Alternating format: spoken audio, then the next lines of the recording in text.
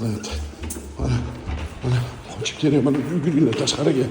Qochib kerak, portlayapti deb vahima qilayotganlar. Nima keragi bor azizlar?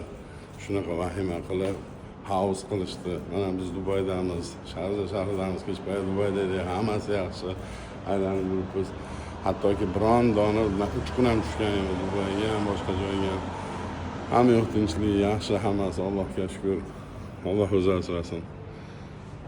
Lekin Eronda, Isroilda bo'layotgan urushni sababli osmondagi samolyotlarning uchishini xalq xavfsizligi uchun to'xtatishgan.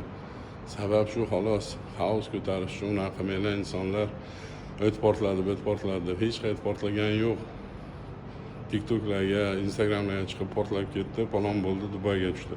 Hech qayerga hech narsa tushgan yo'q. Daxlsiz bu davlat. Mana hamma tinchlik.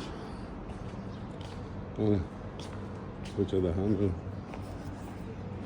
odamlar yuribdi, hammasi yaxshi, tinch omon. Hech narsa tushgani ham yo'q, odamlar ishlar, hamma ishda. Ishlariga ketib, hamma yaxshi.